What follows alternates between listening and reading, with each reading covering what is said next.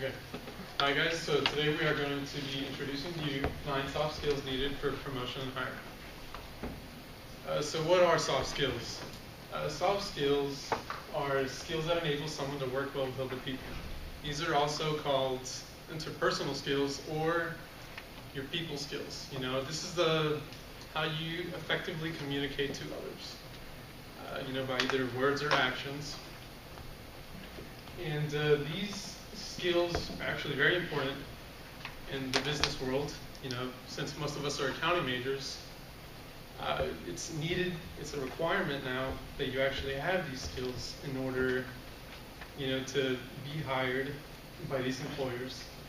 They actually did a study founded by our article, found a study done by CareerBuilder that 77% of employers evaluate soft skills. Now, what that means is there's not much of a demand, or there is a high demand, but we don't necessarily have those requirements just because millennials nowadays lack these soft skills. Another thing I'd like to point out is you can't teach these skills. You have to develop these things over a period of time. And to do this, you have to expose yourself, into different areas, talking to different people, groups of people, and so forth. So we are going to introduce the 9 soft skills. We're going to start with Charles. He's going to present us work ethics. So work ethics, they're basically the way you act in a work environment. So you want to be focused, meaning you want to pay attention to detail, principled, act in accordance to the rules and regulations of a firm or organization, and be virtuous and to act with good intention. So for example, in the restaurant business, I'm a waiter, and everything I do outside in front of the customers, reflects on what they think of happens in the back, what the boss wants to be known for, you know what I mean? And dependability is to be trustworthy and to be loyal, reliable, and trustworthy. So loyal, which means to be faithful to whatever organization that you're representing. Reliable means someone's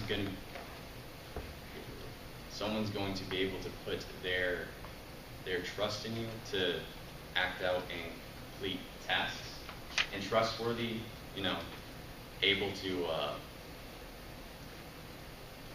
to carry out things that the boss might want you to carry out. And we have a nice little comic there. It's pretty funny, I thought. And it says, "I depend on you for the work, and you have to depend on all these undependable guys." It's pretty funny. So there are these things called bad actors in some companies. There's probably more than none. You know what I mean?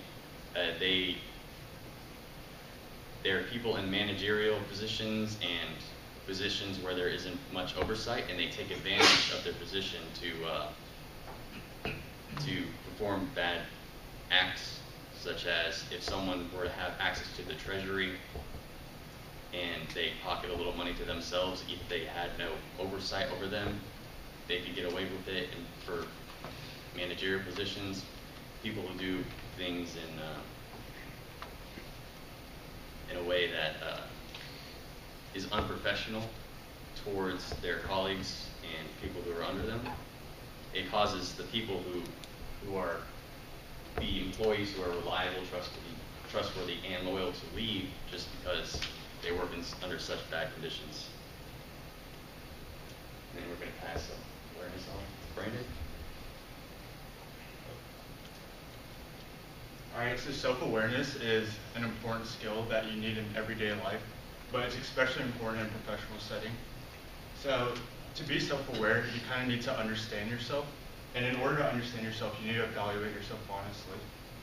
And to be self-aware, you need to question yourself not in a negative way, but understand what your strengths and weaknesses are, and then capitalize on your strengths and work on your weaknesses. It's positive attitude. Person who expresses encouraging thoughts or behaviors.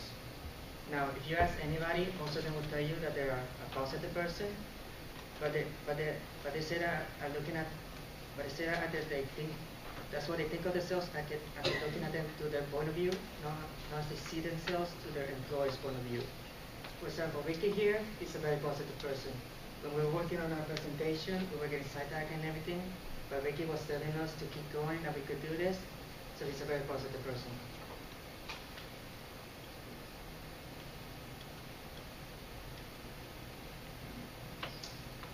And another good one of these points is multitasking, and by this I don't mean like multitasking like a computer does.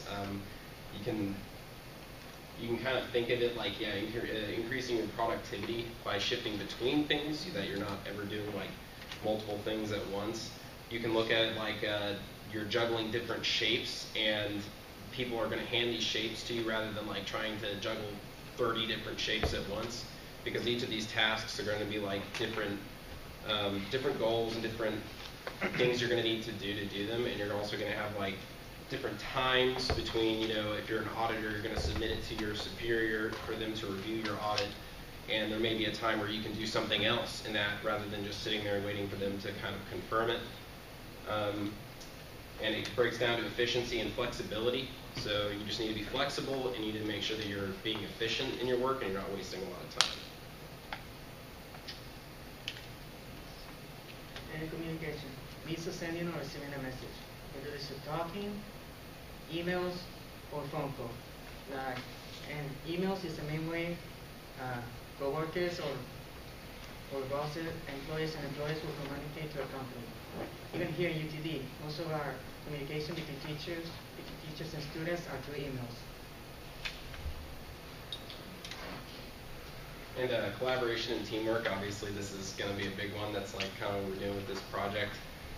You need to be able to cooperate with people in a professional setting, and that means in a professional manner. It means not, you know, doing things that you're not just buddy-buddy with these people. You need to be able to conduct yourself in a way that represents your company positively and doesn't reflect poorly on the people you also work with. So you don't want to put out any work that makes it look like everyone else in the group did a lot more than you, or the other way around. You don't want to take credit for other people's work. You know, things that are unethical, don't do that stuff. And make sure that you're getting everybody credit where it is, where the credit is due, and that's division of labor. And that's just, obviously you don't want to be repeating each other's tasks and then end up having done the same thing 3 times. When there's, you know, 3 of you, you know, don't repeat each other. And by what I mean by multiply your work beyond one times is every person in the group is going to do optimally at least one person's work. So you're going to want, if you have 5 people or 10 people in a group, you want to do more than 10 times the work, because you can each pass work off to each other, that maybe one of you can do faster than the other person, so that you can, you know, if you're doing 9 people's work with a group of 10 people, then you're kind of, you're not going as fast as you could, or you're not doing as much work as you could. And task reduction, that's just right there with the multiply work, by just giving the work to the person who can do it better, to make sure that, you know, that you can move a little faster, and you know that your friend can do it a little better, your buddy next to you, he can do the task that you're trying to work on faster, and you can do the task that he's trying to do faster. You can kind of pass it off and find out what works best for your group.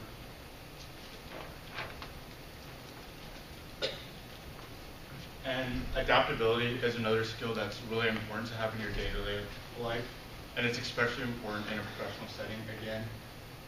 So basically with adaptability, you just want to harness your expectations. You have to be prepared that everything's not going to go your way. So you have to be willing to change when that problem does come. And just understanding that everything isn't going to happen the way you planned it to be, and being willing to move forward is a way that you can learn and grow. So hopefully after applying all these soft skills, you're able to grow some self-confidence, because this is key. You know, you have to believe in yourself, you know, because why else are your employers, you know, going to believe what you have to say, you know? You know, you gain experiences by, you know, exposing yourself to all these different areas. And essentially you have to ultimately believe in yourself. You know, that's key. Right now, I feel like everyone did very well. All the groups before us, you know, they had the self-confidence, you know, they proved themselves, you know, to be able to trust their judgment, their calls, what they were able to deliver. And I think that's the last soft skill that ties with all the other ones. You know, references. Okay, thank you.